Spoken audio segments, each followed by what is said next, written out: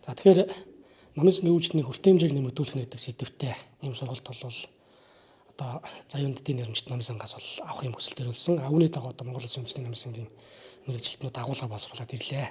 Тэгэхээр өнөөдөр номын сангийн талаарх ойлголт ер нь бол их өөрчлөгдсөн байна. Ховсон өөрчлөгдөж байна.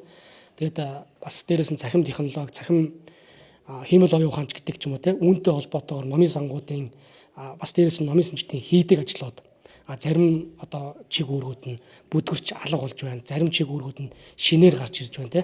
Тэгэхээр үүнийг одоо өнөөдөр энэ сургалтын агуулгын хүрээнд бас ярьж байна. Мөн дээрээс нь одоо энэ уншигчийг одоо соён гэгэрүүлэх, уншигчийн одоо хүртээмжийг нэмэгдүүлэх чиглэлээр одоо бид нар юу хийж болох юм бэ гэдэг чиглэлээр одоо агуулгуудыг бол боловсруулад ярьж байна.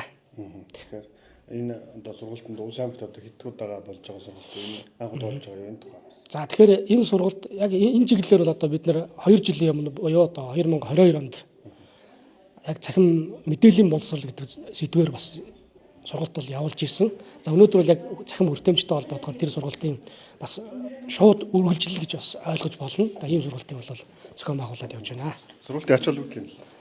За энэ сургалтыг зохион байгуулснаар номын санчид маань бас яг энэ дэлхийн техникийн ховсон өөрчлөж байгаа мэдээллүүдийг номын санчийн одоо сангийн салбарын одоо ховсон өөрчлөлт за хууль эрх зүйн чиглэлээр одоо мэдээллүүдийг бас нэлээд авах бах. Дээрээс нь бол одоо номын санчид маань бол одоо орон нутагт энэ номын сангийн үйлчлэгээ явуулахад тодорхой хэмжээний хүндрэл бэрхшээлүүд гардаг гэж бас ярьдаг. Тийм өсөлтүүдийг бас нэлээд ирүүлдэг. Тэгэхээр үүнийг хэрхэн яаж шийдэж болох юм бэ?